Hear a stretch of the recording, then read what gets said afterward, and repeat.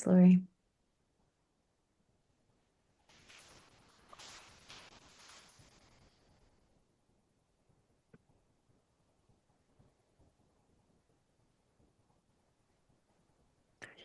Thanks, everyone, for joining us on this snowy night, wherever you are. Please feel free to say hi in the chat. We're just waiting for a minute or so for people to filter in.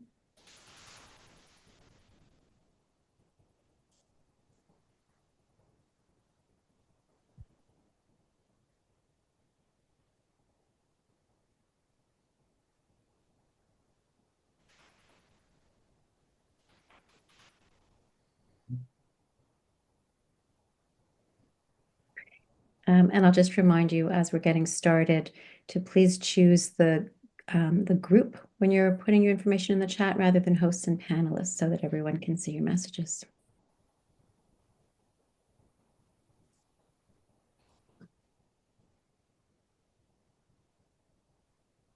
Well, I will start very slowly welcoming people to our February webinar on the topic of skin health and wound care, working with people who use drugs. And it's my pleasure to welcome our presenters, Erin Telegdi and Heather Mackay-Lams. Let's start with our land acknowledgement.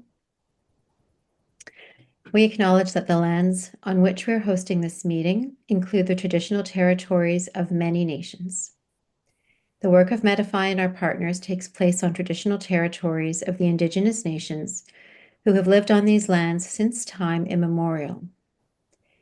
Medify is located in Toronto on the ancestral homelands of the Huron-Wendat, the Anishinaabeg, the Mississaugas of the Credit, the Haudenosaunee, and the Atchawinderons. This is Dish with One Spoon Treaty Territory. Medify is committed to reconciliation. We recognize that the many injustices experienced by the Indigenous peoples of what we now call Canada continue to affect their health and well-being. We respect and embrace the rich cultural and traditional practices of the ancestors. We invite our partners to reflect on the territories where they are situated and to join us in committing to gaining knowledge, forging a new culturally safe relationship, and contributing to reconciliation. So brief housekeeping before I introduce our speakers. Please post comments, questions in the chat as we go, but select everyone from the drop-down list. The presentation will go probably till about 8. And then we'll have lots of time for discussion. If you want to pose your question directly, you raise your hand during the last 30 minutes. Lori can unmute you and we can actually have a conversation. Otherwise, I'll be collating those questions and comments and moderating the discussion. And as usual, there will be an evaluation circulated towards the end. Please complete it so that you can get your credits from the CFPC or the Royal College. Thank you always to our webinar series committee members. And a reminder to stay tuned. We're usually the third Wednesday of the month. And our upcoming sessions are on gambling, gaming, and digital dependency, Mental Health Act, and a review of forms, and then the role of fentanyl patches in treating severe OUD. So, Heather Mackay-Lams. I love this bio, Heather. Heather is multifaceted like a diamond. She's a mother, a multimedia artist, and a community health worker at the Moss Park Consumption and Treatment Service. Heather's been involved in harm reduction and drug user rights advocacy for over 20 years. She's passionate about using community arts as therapy, as a form of community-based healing, and as a space to foster activism by and for people who use drugs. Erin Telegdi is a registered nurse practicing at the Moss Park Consumption and Treatment Service, Casey House Hospital, and the Wound Healing Clinic at Women's College Hospital, which I did not know, though I work at Women's College Hospital. So that's a good learn for me, and maybe we can connect. Erin is the 2021 recipient of the Canadian Association of Nurses in AIDS Care Award of Excellence in Advocacy. And in 2020, completed an RNAO Advanced Practice Fellowship focusing on leadership in CTS nursing. Erin is currently a Master's of Nursing student, clinical field study at the Lawrence S. Bloomberg Faculty of Nursing, University of Toronto. She is passionate about supporting the health and well-being of people who use drugs. And I'm going to clarify one more time from Sarah. I think I got this wrong last time. People don't need to complete the evaluation to get their credits. Everyone receives an attendance letter. Submit the credits as you choose. The evaluation is for us and for our presenters. So apologies for that. Thank you, Sarah. I turn it over to Erin and Heather. Hi, everyone. Thank you so much for joining us today. Really happy to be here with you. And thank you for the invitation. So thank you for sharing the beautiful land acknowledgement. Heather and I are also on Treaty 13 territory in Toronto. And I will just add that the late Elder Wanda Whitebird, one of the teachings that she gave to us was that harm reduction is unconditional love. And that is something that we carry with us in our work every day. We've already been introduced, so here's just pictures of us looking a bit like more put together than we look right now. Okay. I'll hand it over to Heather to start here. So what Moss Park CTS is, we're the original safe injection site that came in Toronto, that initiated from like a grassroots political response to the opiate crisis. They started in the park, in Moss Park, and after a good fight with this government, we were given our own spot across the street at Queen and Sherbourne, where we have been since. There's been renovations, and yeah, and what we do is a little different than other CTSs. We don't have security, and we're kind of like a feel-good hippie kind of CTS. You know, we're really big into restorative justice techniques, and really getting to know our service users and people in a way, because a lot of them are really they're not into using, you know, healthcare in the hospitals because of being marginalized and treated terribly. So it's kind of an extra step of us really getting to know our people. Yeah. So all the other stuff that we do, besides it being a safe injection site and wrap around other healthcare, we do, it's kind of like a drop-in center as well, where we do a lot of community arts-based practices. We feed people. We give people a lot of resources. We give people a lot of time and space. We do writing groups. We're doing like dream interpretation groups with academics right now. We try to journal. We even do just coloring and basic stuff, and just like a lot of time with our people, and that seems to work really well. And it's fun. We have a lot of fun. Yeah. So today, these are the objectives. You've already probably seen them if you signed up for this webinar. We're going to kind of talk about some common acute and chronic wound etiologies. Basic principles of wound care, because it's always good to be reminded, do some interactive case studies, and continue to discuss and kind of pull apart some of the barriers to care that are experienced by people who use drugs. And think of strategies to remove those barriers. We don't want to be low barrier. We want to be no barrier. So, okay, I'm trying a new thing because I'm in my master's program right now, and it's all about doing interactivity in your presentations. So bear with me. We're going to do a mentee, which is this cool thing that the young kids in my program showed me. So I'm going to share it with you all. So we are now doing this. Wordle. Yeah. So there's a QR code. Hook up your QR code, or you can go to mentee.com and put in that user code. And I'm just going to give like a minute for people to do this. And I'm going to get to know, we're going to get to know who's in the group a little bit better. I'm getting some thumbs up. People are doing it. They're feeling it. Okay. I'm at 6. I'm at 7. Yeah, give a thumbs up when you're in there. So I Portals are know. cool, man. Yeah, yeah. Seriously. I love a word cloud. Yeah. All right. Okay, 13. How many people do we have in the so far? We registered, joining us right now, we have about, it looks like 39. Okay. All right, so folks, keep going. We're at 17. Log in if you can. I love that you did it with the QR code instead of trying to get people to find Mentee and create their own thing. Yeah, yeah. Great. This is what the kids are doing now, and I'm learning. I'm the oldest person. I'm the second oldest person in my class. All right.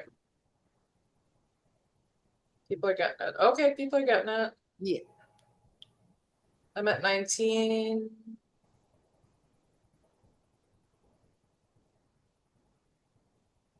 You got it, folks. We'll get there. I'm so curious. I know. All right. I'm gonna go ahead. All right. So what is your current practice setting? So it could be CHC, a CTS, a RAM clinic, a private clinic, hospital. Put some responses in about where you're working at.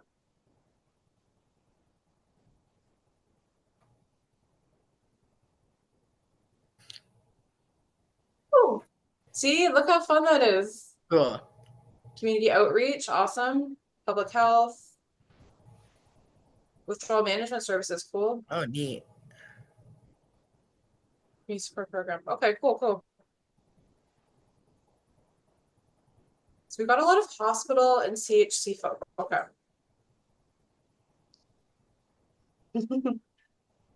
All right, I'm gonna move to the next one. Admin, cool. Long-term care, love it. Okay. All right, I'm gonna advance. Okay, how confident are you in providing wound care or supporting people with wounds? Very, moderately, somewhat, not at all. Okay. Okay, that's good to know. Okay. Okay. All right, I'm going to advance. For my 3 very confident people, I want to hear you speaking up lots in the. Okay. How frequently do you encounter wounds? Never. One person straight up never. Okay. It's probably the admin. Fairly often. Maybe. Yeah, that's a fair point. Yeah. Okay, so this is a good mix. Yeah. Okay. Next one. And the last one. What are you most interested in learning about today?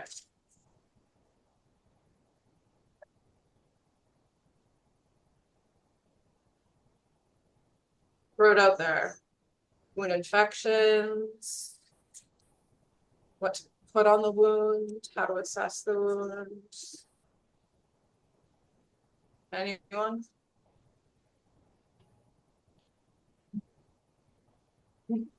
Yeah. Xylazine wounds. Chronic injection wounds, yeah. Treatments. Okay. Yeah, everybody always wants to know what to put on the wounds. I'm gonna do a bit of a show and tell with dressings. Dressing. Delayed healing wounds. Cool. Okay. Cool.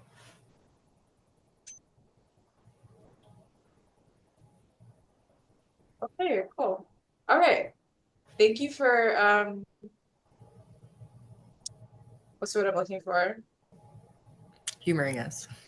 Humoring me. Thank you for coming on this journey with me. It gives me a good idea though of where people are coming from. It's very Engagement cool. in Yeah. care, street-based care. This is all good stuff. Yeah, I like it. Okay. So now I'm going to go back to my presentation.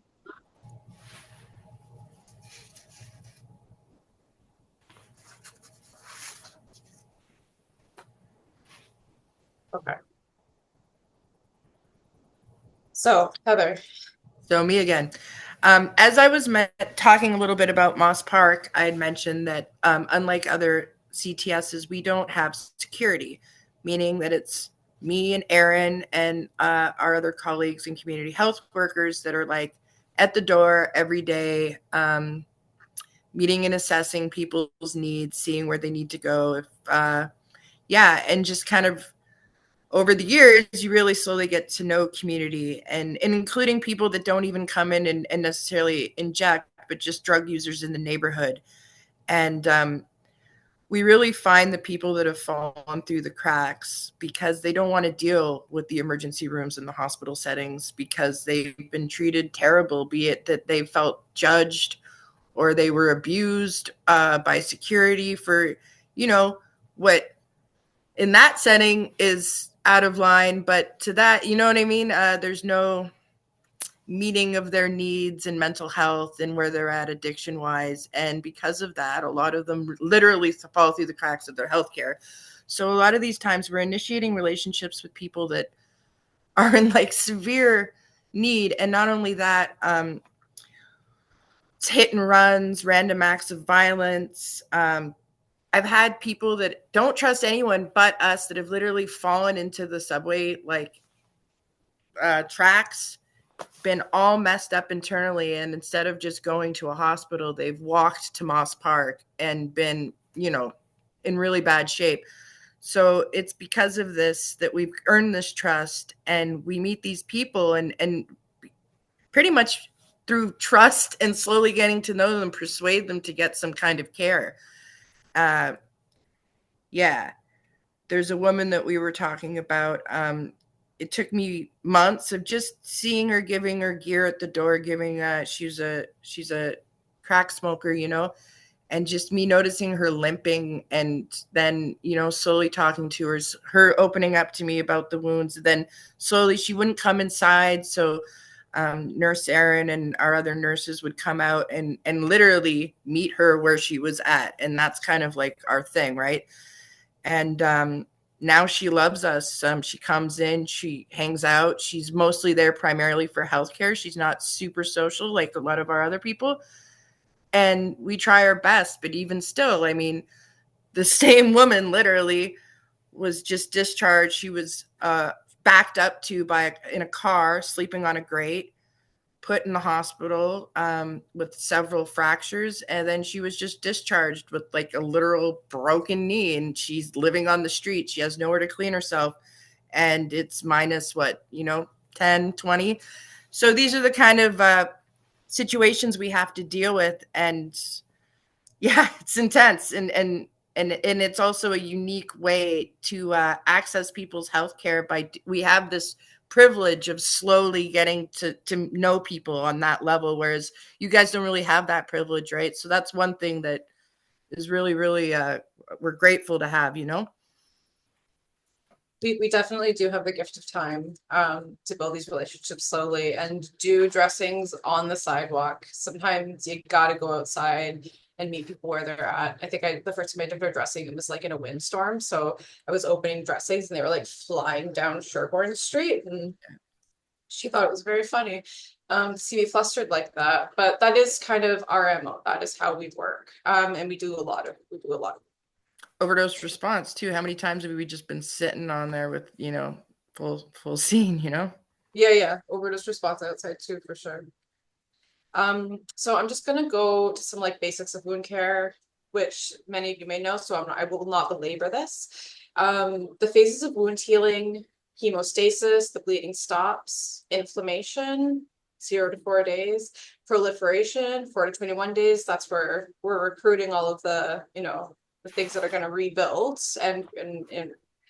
and start closing the wound. And then maturation can take up to 2 years. And the point I want to make here is that tensile strength never goes back to how it originally was. So after one wound, you go back to like 80% tensile strength, and then you're more at risk of having a wound in the same spot. And each time your tensile strength is going to get less. So we know that, we see it, right? It makes sense.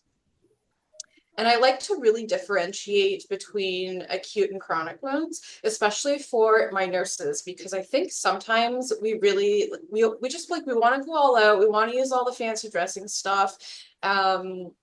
And I think it's good to think for a minute first, like, is this an acute wound that is expected to heal in kind of like a timely fashion, go through those stages? Or is this something that is going to be a chronic wound and ongoing? And then that maybe can give us an idea of what kind of products are going to be the most appropriate to use. And this picture in particular is a good example.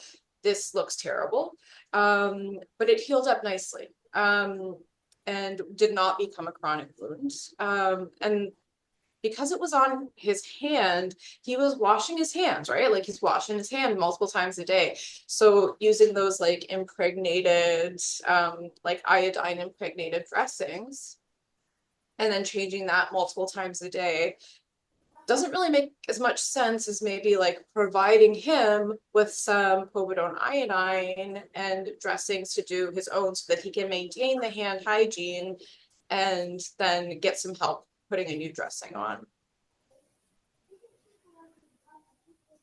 Common acute wounds that we see. If I'm missing any, put them in the chat. Although I can't see the chat because I'm in like the screen share mode, but share them in the chat. We see a lot of abscesses, of course.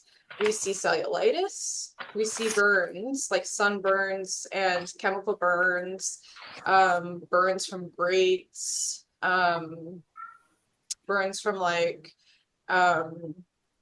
bowl pipes, when the liquid in the bowl pipes, you know, falls out for whatever reason. Lacerations, if things get rough out in the world, and scratching and picking, we all see that. And I think, you know, stimulants are wonderful because they just make you feel everything so intensely. And they also make you feel everything on your skin so intensely. And so, you know, it can get itchy and you're wanting to scratch things because you're just so hyper aware of everything. And then we also see drug induced. So this was where our xylazine and the cuts in the drugs are coming into play, and we're starting to see the impact that they have on the wound development. And certainly, like we've seen xylazine kind of ebb and flow on our drug supply here in Toronto, but we can talk a little bit more about that later. But there's lots of medications just that are in the formulary that are used every day by prescription that can also have dermatological effects.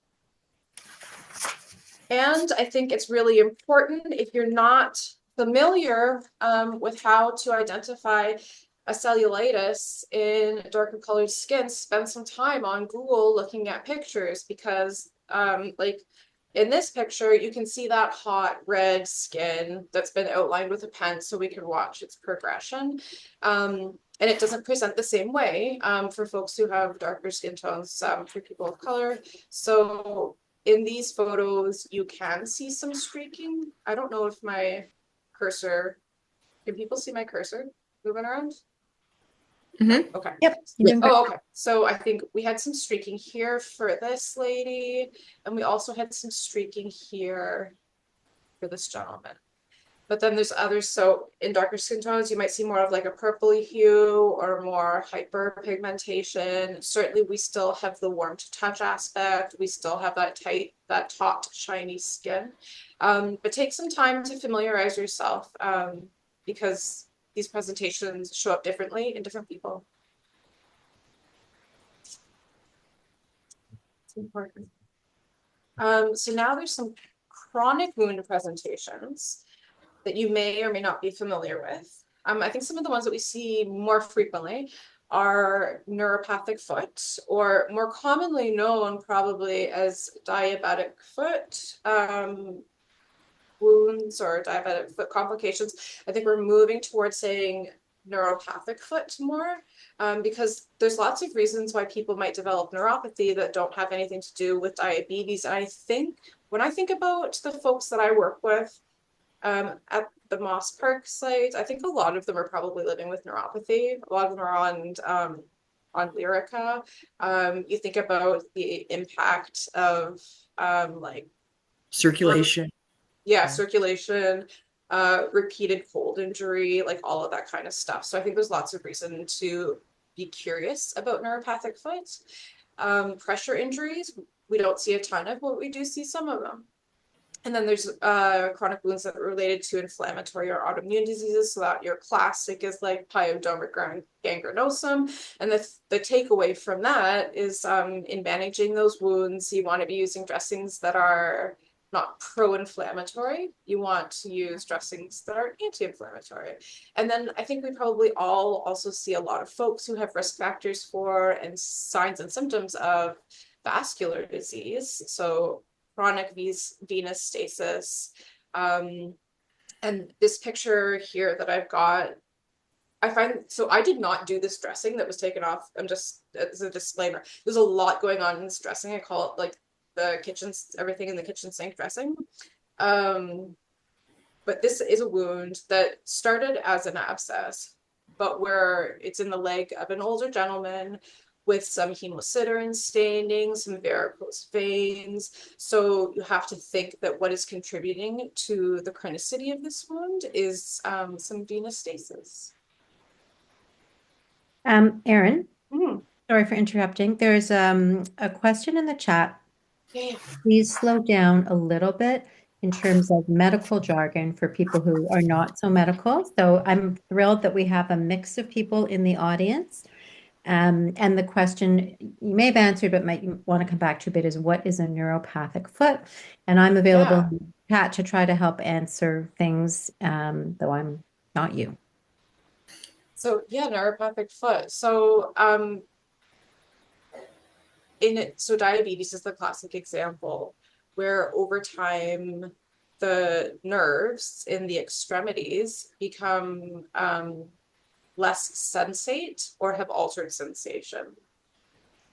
So one of the consequences of this is that if you don't really have any feeling in your foot, then say you like step on something that, you know, puts a cut in the bottom of your foot, you don't even feel it maybe. And so you're not able to manage it in a timely fashion because you don't even know it's there. And then someone with diabetes is also considered immunosuppressed. So you might then also have a harder time healing because of the other aspects that are involved in a diabetes diagnosis. And Jennifer, please feel free as a physician to jump in. But I think we're also seeing these same kind of cluster of symptoms and contributing factors in folks who are using stimulants, who have maybe had like repeated exposure to frostbite, or medications that are prescribed to them that can also decrease the sensation in their foot. So this is what I mean by neuropathic foot, and I hope that helps. These wounds can be very challenging to heal, and are often in folks whose immune systems aren't so strong. So that contributes to the chronicity of the wounds. I hope that was okay. Pressure injuries we usually see in folks who are in mobility devices, but it's anywhere where you're just constantly having skin to a pressure. You're maybe having shear. If you think of somebody sitting in a wheelchair, they're always on their sit bones. If they're maybe malnourished and the skin integrity is not so strong, then that causes a risk for wounds in those sites. They're kind of more commonly known as bed sores. And the venous stasis disease, that's sort of what happens down the line if you are someone or it runs in your family where there's like that's what I'm looking for, varicose veins, where the veins over time, just as we age, naturally it happens, and then other things can contribute to its worsening. But the veins just don't get as efficient, and what happens is we end up pooling more fluid in our lower limbs, which means that then we get like a cut on our lower limb, and it's not able to heal so fast because there's just inflammation getting in the way and poor venous return. I hope that helps. I want to introduce everybody to this beautiful Wounds Canada wound bed preparation. This is sort of like the framework. I'm a Wounds Canada person. This is the framework that I sort of look to when I am looking at a person and trying to help them with wound healing. One of the things that we need to do, determine if the wound is healable. Some wounds are not healable. That's okay. Can we make them manageable? And that's what we call like a maintenance wound. But in order for a wound to heal, you really need to have you need to address the underlying cause. So for the example of somebody who has diabetes and they have a foot wound, getting like blood sugars in control, that's a way to treat the cause. But then also like the person's environment, their nutrition status, their immune status, their access to weather appropriate footwear, a place to shower, all of these things also contribute.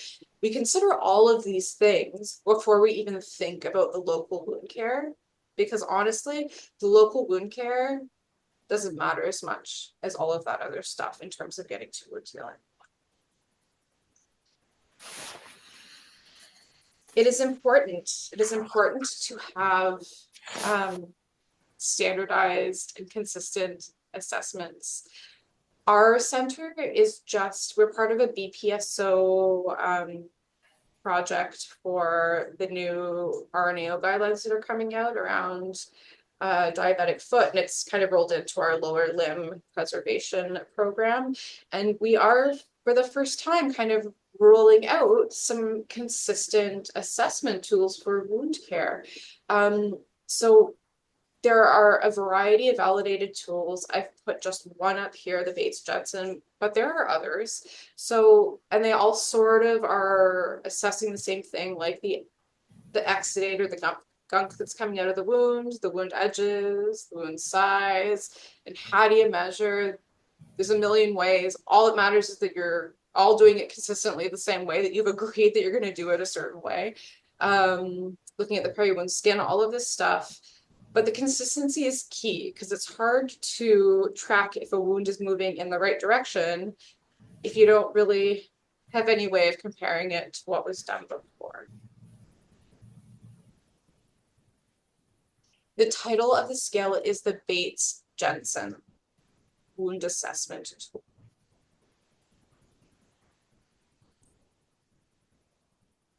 And thank you to Jenny, who provided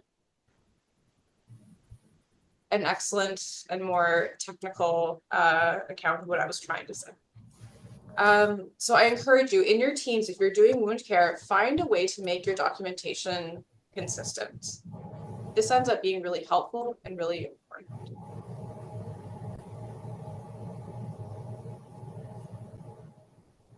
And then, of course, we're always assessing for infection. So there's also many validated tools that you can use, or like, quick reference sort of things. I like this one. I work with Dr. Sibbald. I think it's cute. And it's validated. It's a great tool. So I like this one. But it is important to, sometimes we look at something and we're like, oh my God, this needs antibiotics. And sure, sometimes it does. Sometimes it actually needs local antimicrobial therapy. And so how do we know which one it is? We can use tools like this. So the NERDS, or the upper aspect of this tool, is talking about the signs that tell us that we can treat topically with topical antimicrobials. So non-healing, exudate, red and bleeding, smell. What I'll say about smell is a wound will always smell if you've just taken the dressing off. You have to clean the wound, you have to cleanse the wound, and then if it still smells, there's a smell. And also, if people tell you there's a smell to their wound, there's a smell. When I don't listen to people, when they tell me something, I always regret it. So I'm trying to work on just like always believing people, because they're always right. If they say there's a smell, there's a smell. Pain is a huge factor. If there is a sudden increase in pain, that is a huge sign that there's maybe like a deeper infection happening.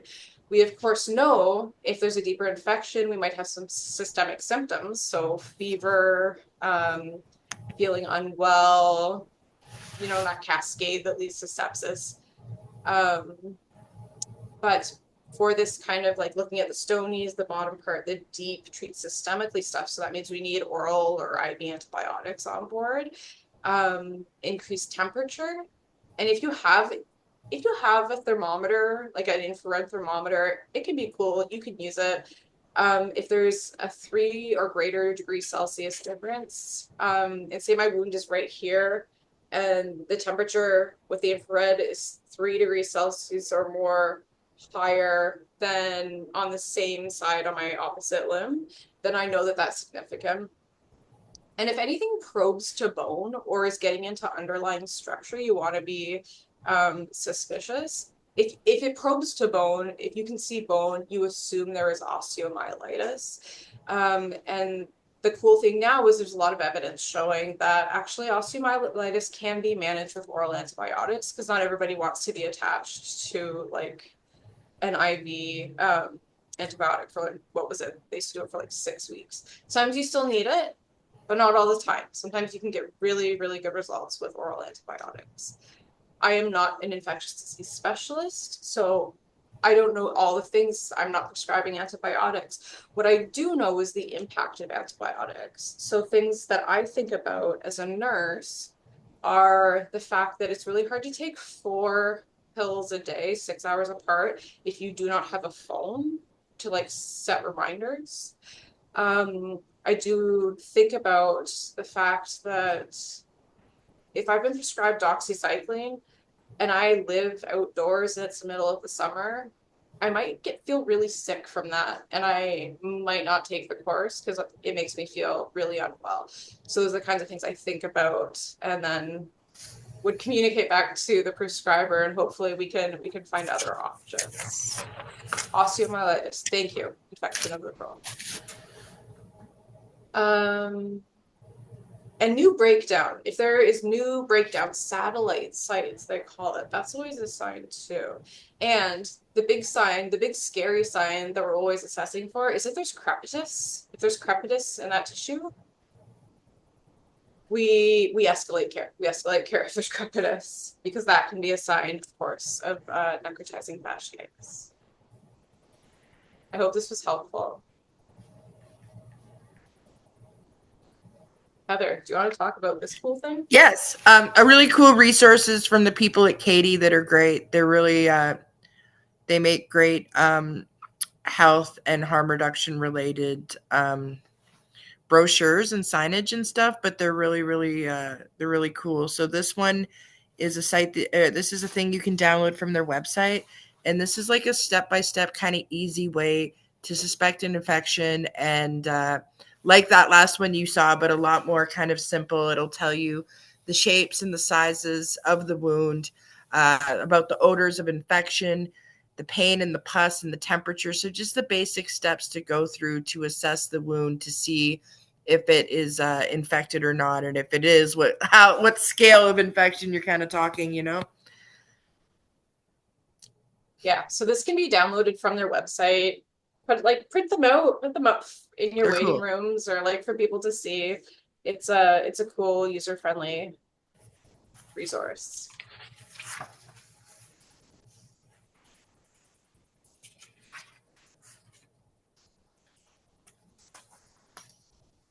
Oh no. Bear with me. I put mine in the wrong order. And now you're all excited because you've seen the wounds, but we are going we're gonna do this first. Yeah. We're gonna talk about dressing a wound, okay? Because I know everybody is always interested to know, like, well, what do I put on the wound? Okay, what do I put on the wound?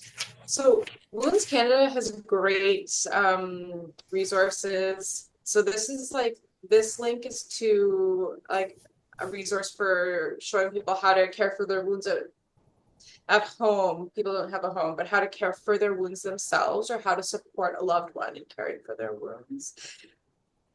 And there's so many products on the market, and it can be very overwhelming, and it can feel very complicated, but I like to keep things simple. It can be very simple. We want moisture balance. We want that like moist wound healing. We want to have a mindful use of antimicrobials. We want to ask people about their allergies to tapes and adhesives because that contact dermatitis is real.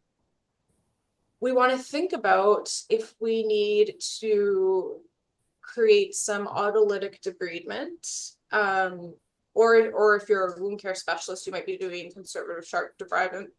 I'm not doing that so much, but a lot of autolytic debridement. And you might also be thinking of about wanting to break up some biofilm, which I'll talk about a little bit later.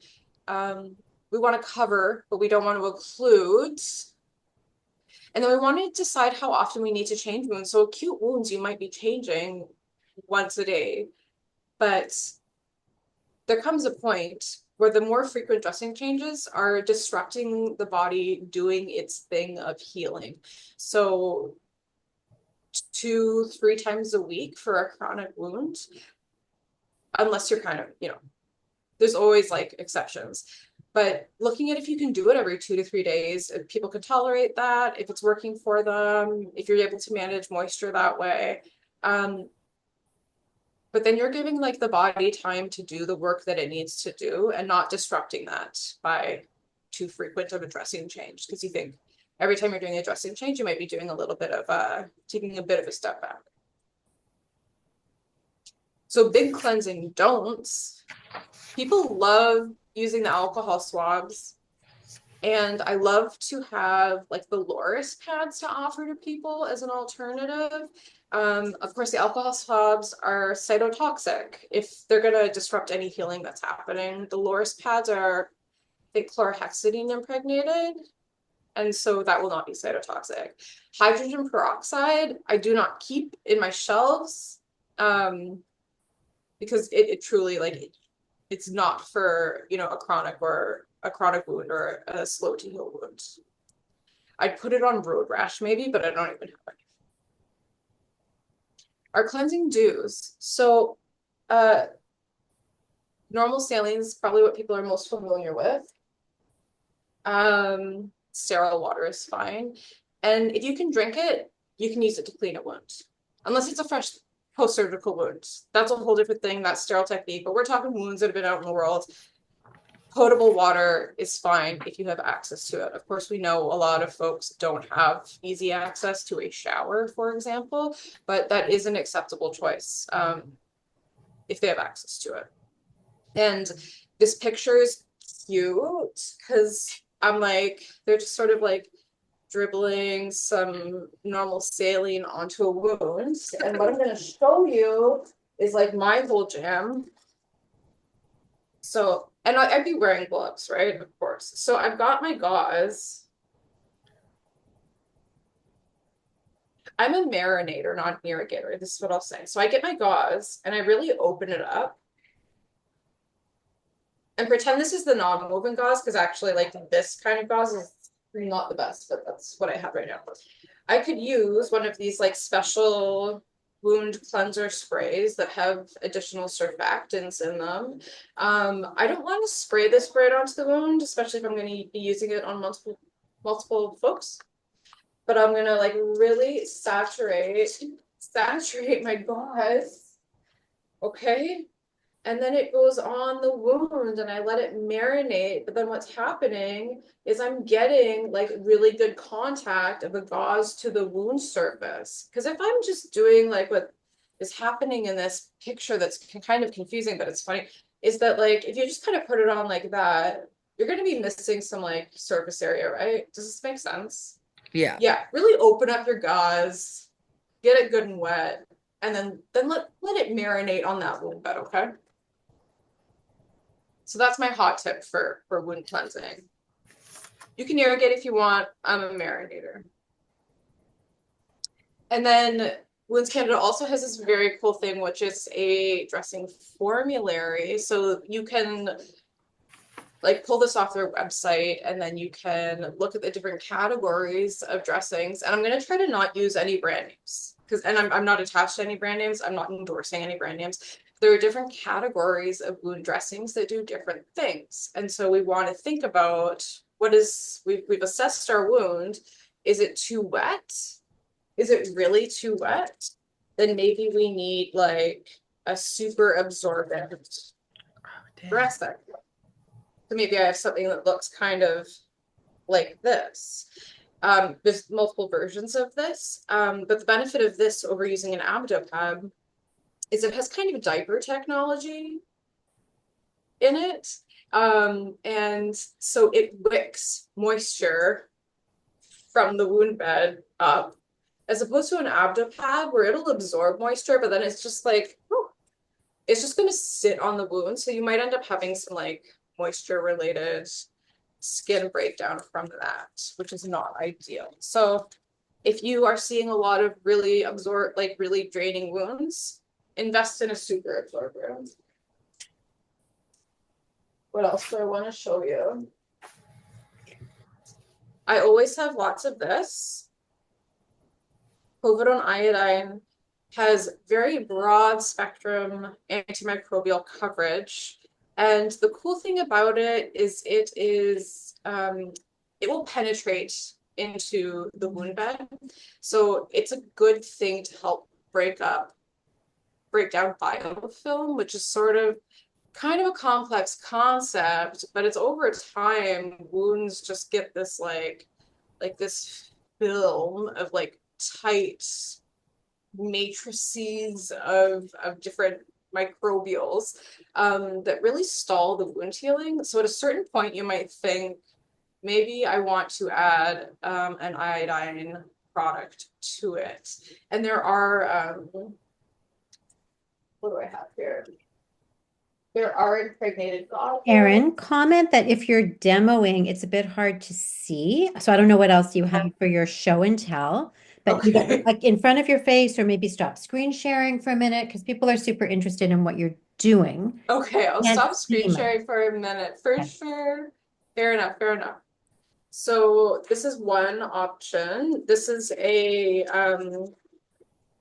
well, there's nothing in it, a povidone iodine impregnated gauze. So this is something that you would put on the wound bed, and it will kind of deposit the povidone iodine into the wound bed for like 48 hours. It depends how much moisture is coming out of it, but something like that might help you get some autolytic debridement, break up some biofilm, but it is pro-inflammatory. So it's not the best option for pyoderma gangrenosum, which is an inflammatory wound etiology. So you might want to use something that's anti-inflammatory, like perhaps a silver product. So silver also comes in the same like kind of mesh form, like impregnated mesh formulation. And you do need moisture to activate the silver, so there has to be some exudate, but that's an option too. And this is what I mean by mindful choice of antimicrobials. My hippie nurses love their honey dressings, so that is also anti-inflammatory. And if you're into it and don't mind cleaning it up, that's an option. There was an interesting article recently in the Wounds Canada magazine by Janet Kunke, who is a nurse in Cape Breton who does really cool work. And she did a study where she was kind of looking at dressing preferences amongst people who use drugs. And what they found was people for abscess care overwhelmingly liked this thing. So, you know, it's a foam dressing with very gentle borders. One of the reasons that people liked it is because it's pretty easy to peel up one edge in case people need to access a site that's being covered by the wound dressing. So if I need like right here to inject, I don't want to have that covered by a dressing for a wound that's over here if I still need to access the site. So that's something I'll ask people, like, is this dressing plan that I have going on, is this going to get in the way of stuff that you need to do? And that's something that's fair to ask folks. And it's also fair to ask folks, can I help you find another vein? I find people tend to know their veins best. I'm always happy to help try, but it's something to consider. And in her article, that was why folks liked that foam dressing. What else do I have to show you?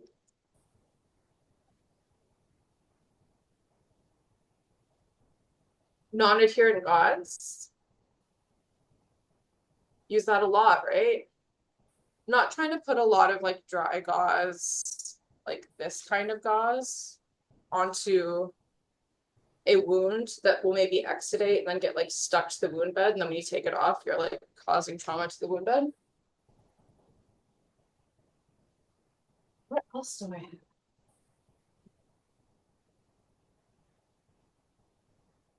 So film dressings, the ones that go on IVs, they're cool. They have their place. They will definitely create some autolytic debridement because they're completely occlusive. Don't put it on something that's infected because you're creating like a perfect little space for anaerobes to just flourish. So they have their place, but it's not on a wound that you suspect might be infected. And okay, I'll show you one more thing. This is fun, but we're running out of time. So this is a tubular stretch. Oh, I don't know the generic term for it, but it has some compression to it. And you can measure a limb and then like look at the guide and it'll tell you what you need for the right amount of compression. But compression is a thing that you would use for someone who is maybe having venous stasis related chronic wounds. Not everybody likes wearing these, but if they do, they really work. There's a whole process to it, and this is a big bee on my bonnet because it can be hard to get people in for vascular studies because you want to make sure you're not putting compression on somebody who can't tolerate it because they have arterial disease. But for folks who can tolerate it, if a wound needs compression, it does not matter what you put on the wound bed. It is not going to close unless you get that compression in place. There's a lot of different types of compression. It's probably the simplest type of compression. But yeah, that could be a whole other thing. Okay. I'm gonna go back to I hope that was fun.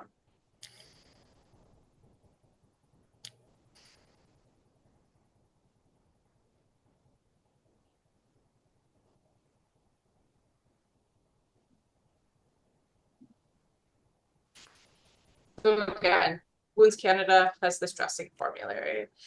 Feel free to take a picture of this particular screen.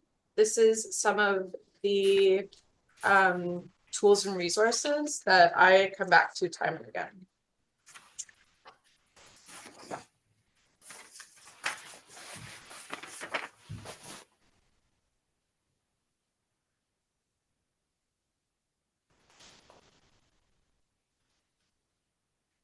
So Erin, I think you're pausing to let people take a picture. There was a yeah. question about what wounds do you typically see needing compression? Yeah, that's a good question. So those are slow to heal, chronic lower leg wounds are the ones that I most often see that I think this could use some compression. So if you see someone whose lower legs have, they call it hemosiderin staining. They're kind of it's basically where like blood has sort of like seeped into the skin and it's caused discoloration. So it can be like hyperpigmentation or dark pigmentation. Varicose veins, like a low level of edema or a high level of edema, but it's often a low level of edema. Those are the kind of wounds where you're starting to wonder, like, maybe should we work this up for compression? It's not an easy process. I'm trying to find ways to magically make the system easier to make this happen. But there's a whole, like, Wounds Canada has a whole guide on like how to assess and manage like chronic venous leg ulcers. So like for sure go check that out if you're interested in this. It is very interesting. It's complicated wraps people can do. That's a lot of fun, but it has to be prescribed. I should say it has to be prescribed by a physician or a nurse practitioner so that you know they've done the workup, that the person is arterially competent, they will be able to tolerate compression and not end up with gangrenous falling off toes.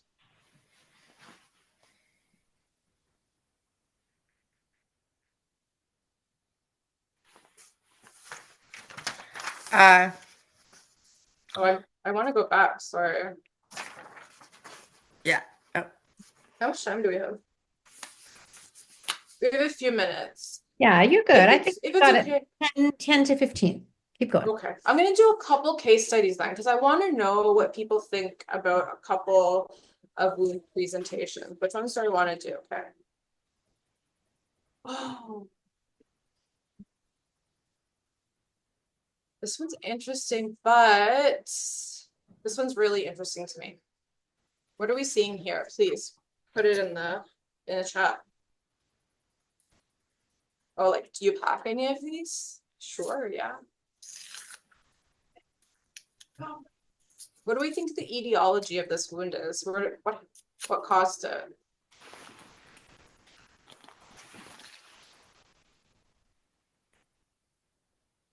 Crystal meth. No. Good guess though. It could look like that. But what are we looking at? So this is someone's backside. Yeah, pressure. Pressure. Pressure is the answer. So this is a person who uses a wheelchair. And so she's always on her sit bones. And she's fairly slight. She doesn't have a lot of muscle tone to her. And actually has like lower leg weakness. So she is always in her chair, except for transferring. So she's always on those sit bones. And so she's developed this pressure ulcer. And when I talked about wound edges are important. And I'm going to tell you why. Can anyone guess based on this picture? Because you can see it in the picture.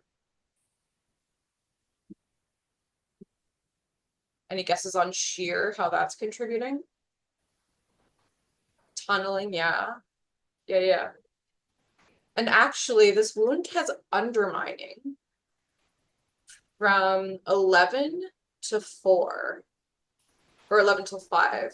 So that whole area, the wound edges are far out. Yeah, exactly. Because there's that undermining.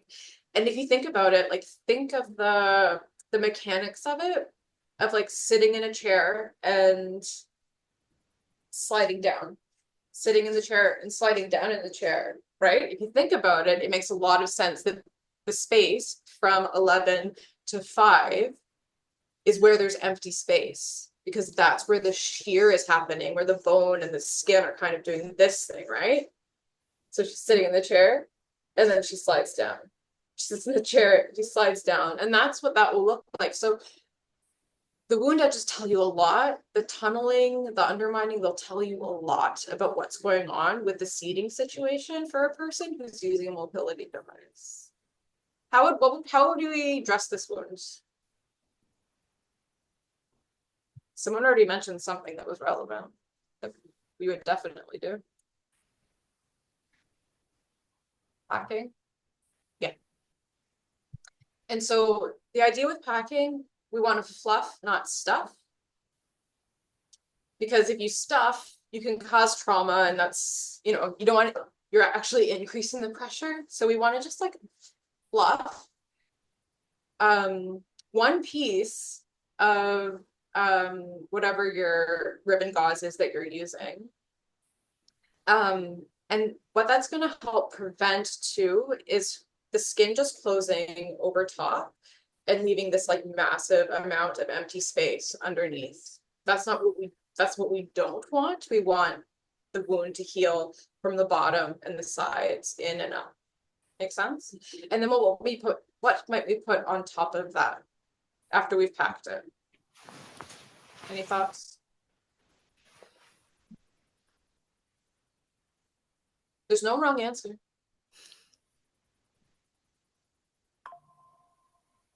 Something that won't stick. Foam absorbent. Yeah. So I would think about like how much exudate is coming out of this wound. Do I need to do a lot of moisture management? If I don't, yeah, a foam absorbent dressing might be nice, right? It's a comfortable dressing. I might like reinforce the edges with another kind of tape, just to keep it in place. But yeah, I mean, bada bing, bada boom, it's done. Like that's a pretty straightforward dressing to do actually, even though it looks a bit imposing. Any other questions about this particular wound?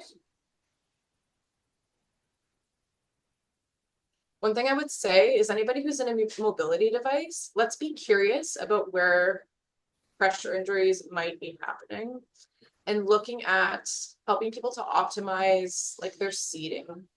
So do they have the proper kind of cushion to help with pressure management?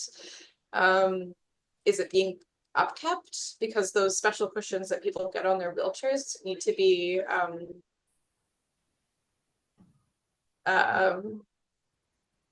what's the word I'm looking for? They need to like, you need to like pump more air into them every like month or so to make sure they stay at the right levels because they will over time kind of deflate. And how long between dressing changes? Yeah, exactly. So for this person, if we can go 2 to 3 days, that's great. And we might not be able to, depending on if there's the introduction of any, if it's soiled, right? Because of the location of it. But if we can get away with 2 to 3 days, that'll do us fine.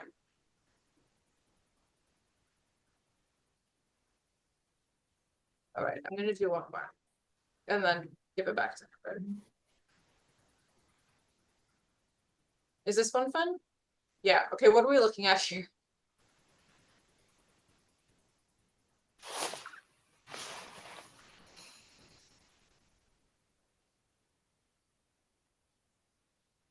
I know. Wound care's cool, right? Yeah, of course. Yeah, it's frostbite. And this was quite bad frostbite. And if you see actually in the bottom of the picture on the right-hand side, it happened in a pair of Reebok shoes, like in sneakers, when it was like, it was boot season, like we needed boots, right? So this is like an example of, you know, necrotic tissue. That black tissue is necrotic tissue. It needs to come off. So unless, you know, it's like a very elderly person with arterial disease and they have dry gangrene and the toe's just gonna like auto amputate itself, then you want to, you know, keep it really dry. But in this case, we want to get that necrotic tissue off, and we did. And because this was so, this was quite deep, he was able to get a skin graft actually to the plantar aspect of that great toe, and it took quite well. And he did okay. Like his feet look great now. And we also got him a pair of winter boots because, again, what you put on the wound does not matter if all of those other pieces aren't in place. If people don't have proper nutrition, if they don't have the right footwear, like it doesn't matter if you put gold on the wound, like it's not going to heal unless you address those other factors. But this gentleman did quite well. What do you think maybe the dressing was? Or what would you do?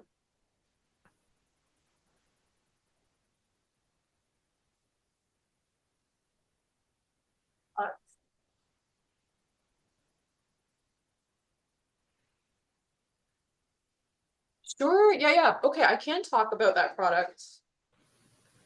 Oh, aloe vera is nice. Okay. Polysporin. People love polysporin.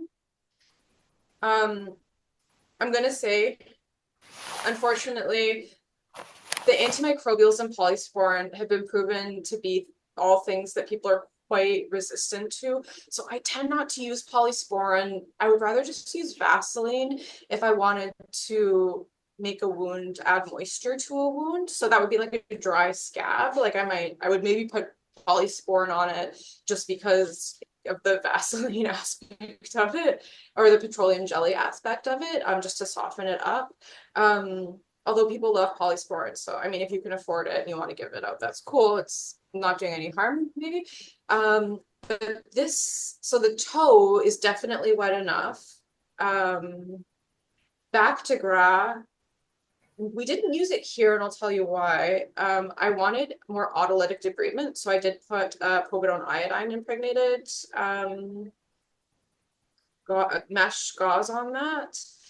Bactigras is cool. So Bactigras is similar to, I'm losing all my pieces, similar to the povidone iodine impregnated gauze, except that it's chlorhexidine impregnated. Chlorhexidine is cool. The thing about it is, a good thing about it is that it's less ouchy, so people tend to find it more comfortable.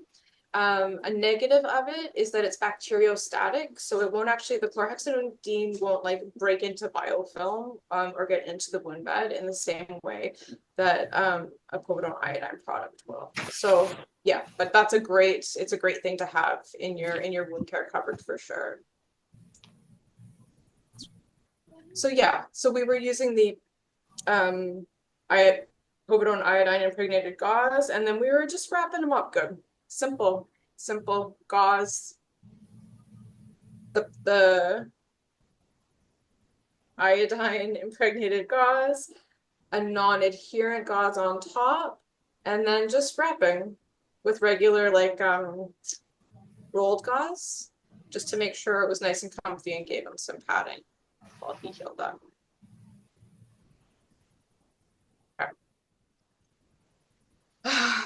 This is just some like artwork that we did for people's feet.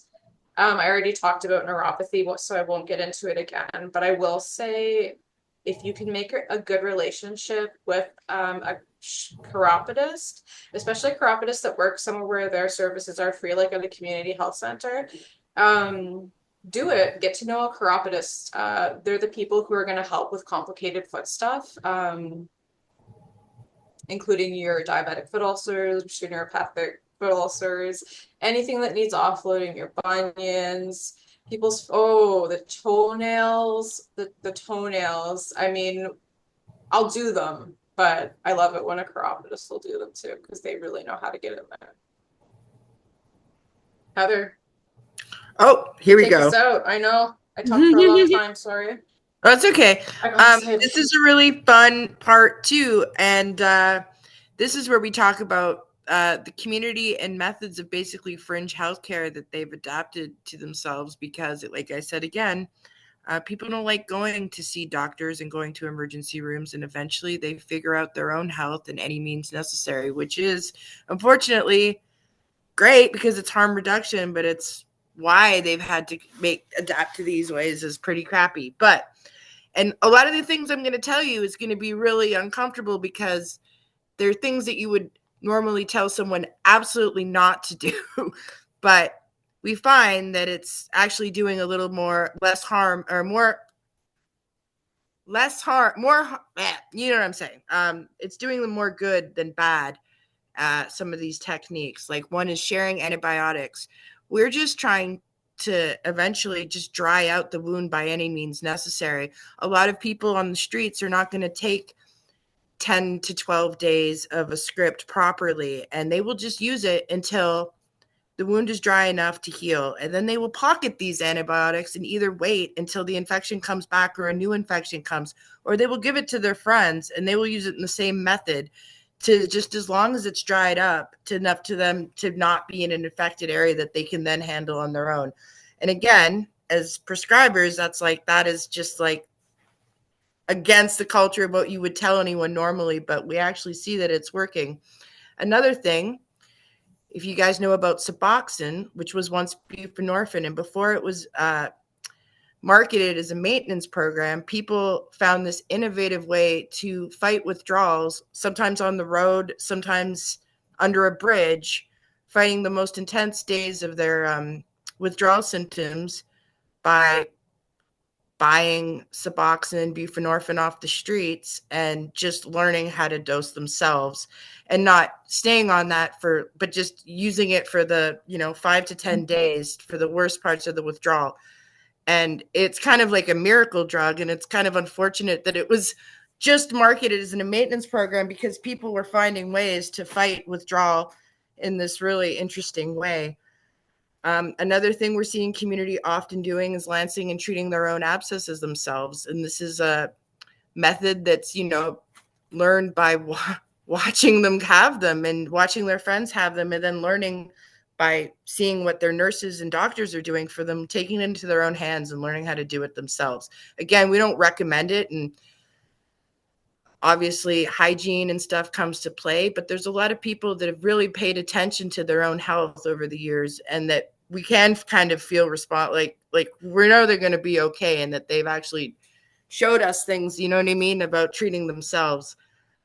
We also see people setting their own breaks using glue, tape, all sorts of stuff around the house to close up wounds, infections, and the things. These are not techniques we would ever recommend, but people are finding their own ways, and people are learning about their bodies to basically do DIY healthcare on themselves. It's pretty fascinating stuff, and we're actually seeing that they're taking care of themselves this way. Yeah, and I think for me, like, such a takeaway about that is that, like, talking things through with people about, I'm prescribing this antibiotic and this is why. It's because it covers this, and that's what I think, we have to treat. This is the dressing I'm using. This is why I'm using it. Being really transparent about all the things you're doing so that people, if they're in a spot where they have to access that information to help themselves out in a pinch or help a friend out in a pinch, that we're not gatekeeping knowledge. So we try to be very transparent in all of that kind of in that kind of stuff, knowing that community has always taken care of each other and continues to do so and will continue to do so. So any way that we can support that and just help people increase their knowledge of the kind of stuff that might be helpful, we're into that. We're definitely, especially these days with all the CTSs closing. It's a time more than ever where people need to start relearning how to do their own, especially overdose response and methods of harm reduction, because the whole culture will shift now, because people have been used to these CTS and they're about to disappear. So it's probably going to go back about 20 years. So yeah, we're trying to give people all the tools that we possibly can, knowing that there's going to be big changes in what folks have access to. yeah. Okay, I guess this is the question period. We went a bit long. Sorry. That's okay. You were sharing great information. Was there, I don't want to cut you off if there was something else that you wanted to say to wrap up, or in terms of specific wounds or treatments. For sure, I have questions and I'm expecting others in the chat. I think we're just ready for questions. I mean, we could have clearly talked for another hour and a half, but that would be too long. So and I'm very mindful. I just want to acknowledge, Heather, your comment about the CTS's closing. I know that's something that you're feeling very acutely, and that a lot of people here are really concerned about too. So appreciate the comment and the knowledge sharing with us and for us to share with clients. Questions about treating xylazine wounds. I want to address that. Yeah, sure. And I'm just going to leave the screen up quickly in case anybody wants our email addresses and wants to reach out. We're always happy to receive like friendly emails. But I'll stop sharing now. So xylazine wounds, you're often seeing a presentation where there's necrotic tissue. So you're trying to get that necrotic tissue off so that you can get the wound bed underneath, and then that you can work with. So I think, no, you're still following the same kind of principles of wound care that you would apply to any wound. You want to get that necrotic tissue off. You want to get a good, clean wound bed. You want to promote granulation tissue. You want to do moisture management, all of that stuff. It's the same. Often I see people with scabs, scratches, superficial ulcerations. It's not entirely clear if they've created those from scratching. People often describe that they think that they've been bitten by things, and I don't know whether they really have or not. So I'm wondering about a couple things that often also comes in combination with difficulty accessing showers and changing, very dry skin, questions about when or how to moisturize, when or how to use topical antibacterials. I know you said don't bother with polysporin. You might as well just put Vaseline on. But fusidin, upirocin, like that's a whole bunch of questions rolled into one. But I'd say that's one of a package of things I see a lot of. Yeah, so I don't see the sort of like prescription antibiotic creams used a lot. So you're like, what's the other one? Fusidin. Yeah. I don't. I think you were like spot on when you said like the dry skin, dehydration, itchy. Oh, putting some good lotion, like aloe vera lotion or really any emollient lotion in the fridge and being able to offer that to people, that can really, really help reduce the like whatever's happening, the pruritus that's like causing like the itching. And then like hydrating people, like people got to drink water. People, I'm not drinking enough water, no one's drinking enough water, but especially if you've been like up for a few days, like doing your thing, having a good They're really time, water, but you're yeah. dehydrated, right? So like I think hydrating people, giving them a good cream, it's so nice if it's also cold, like that kind of stuff I think helps. And then if it is a thing where someone just wants it covered, I might use that, like, I don't want to say the brand name, but like one of these, right? The like the IV dressings. Mhm. Yeah. Because it will like create some autolytic debridement because it's so occlusive. That'll help kind of break up the scab, which might help make it feel a little bit less uncomfortable. I've done that before. Yeah. But yeah, we see that all the time too, Mhm. for sure. Question, what would trigger you to advise a hospital visit, which I assume means emerge, so we know how challenging that is. How much pushback do you get from patients? I guess how would you encourage if you're getting pushback? And second part, do you see much necrotizing fasciitis? I personally have never seen necrotizing fasciitis, but it's bad. Yeah, I've seen it a couple times. It's pretty bad. Yeah. Um, So it's manageable, but it's the kind of thing as a clinician you want to catch fast. So if you're a nurse or a doctor on here who hasn't like reviewed the signs in a while, like maybe, give it a little Google or up to date or whatever. Because it's something that progresses very, very quickly and can have, pretty catastrophic within consequences. 12 to 24 hours, they could lose Yeah. their limb. Yeah. And Yeah. also, it's still considered a tropical disease. So they will also be put in the burn unit and quarantined way before COVID times. That's they like to quarantine for that one as well. So There's like likely going to be surgical debridement. It can be pretty extensive. So, whew, thank goodness I've never seen it. But yeah, it's not good. Hi, do you get pushback from? Yeah, we do. So of course we do. Hospitals and in Toronto right now, there's like police in emergency departments. Um, security means security. And people don't want to go into withdrawal. People are afraid to be sick. mhm. And a lot of people think that they're going to get basically locked up against their will. And it's a lot of fear based about being in withdrawal and them not being taken seriously and them not being treated for withdrawal symptoms and basically be treated pretty rough. So a lot of people's fear of withdrawal has a huge part to do with it. So something that we have found helpful, and it's time intensive, but like literally taking people and sitting with them in the emerge. Begging And them, taking them. yeah, like literally taking them ourselves, sitting there with them. Wouldn't it be great if we were all resourced so well that we could do that whenever it was needed? We've also developed a good relationship with somebody who is in our local emerge whose job it is to make it easier for people who use drugs to access emerge services. So we've developed that relationship. Does every hospital have one of those? Is that a new thing? Okay, so I recommend No. every hospital gets one of those because it's a Mhm. lot more effective than just having a social worker sometimes on call.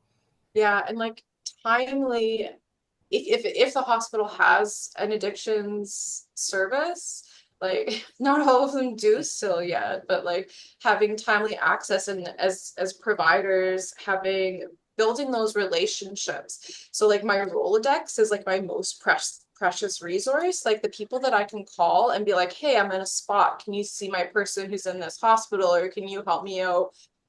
That Rolodex, it's so important. Those contacts that you make,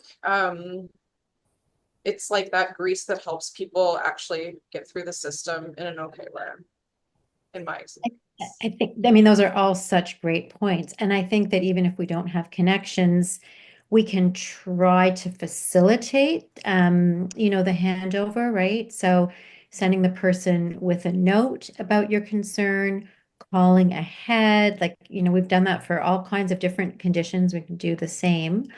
I do find often people don't go to emerge and then I see them back again. People wait a long time for all the reasons that you described, Heather. I mean, there's lots of really negative experiences with the healthcare system. But sometimes I'm afraid that in, um, trying to treat them as an outpatient, we're not really doing a good service, right? You can end up with a thing that you're not treating well, that can progress. So there are absolutely times people they need a merge. Yeah. Yeah. Yeah. For sure. Yeah. We're all working on it, right? Mhm. Trying to make those pathways easier for folks. Yeah. Yeah. And everyone who's here and stayed with us, thank you for the work you do. Yeah, thank you. Yeah. I am thinking about someone I saw who didn't, going back a couple questions, have true necrotizing fasciitis, but he ended up having like a really bad cellulitis that was starting to go deep and had to be explored, and having yeah, I guess like deep tissue exploration, cleansing, and Tino, I don't know what to call it even. Um, so I guess in terms of those questions about, what to watch for, what's your threshold, right? Change in skin color, swelling. You talked about drawing the margins, extending, toxic symptoms, right? So people starting to feel really unwell, flushed, febrile, like otherwise not themselves. I don't know if there's Flesh eating will swell so much so quickly. You'll see their skin will blister. Like it's like you can see it within an hour. It'll expand. Like it gets that big. It's really something to see. It gets huge, and we it's don't very, we very don't quick. want we don't want to get there, but you're totally right. If you see that, Yeah. that's like, yeah, that's a huge 911. Yeah. Yeah, and I mean, I think there's also a point where people have a lot of competing demands because it's so hard to just survive out there. I think my thing that I always say to people is if you start feeling bad, if you start feeling unwell, like you're having fevers, you're lethargic, like if you're feeling bad, your body's going to be telling you, like that's the time. Listen to your body. Pain, that's a sign that your body's telling you. Listen to your body, and if you're not feeling well, then go, right? Yep. In our last few minutes, do you want to talk about hippy dippy honey dressings? I'm not a hippy dippy honey dressing kind of person Minus the myself. mustard, oil, vinegar, yeah. No? No, it's fine.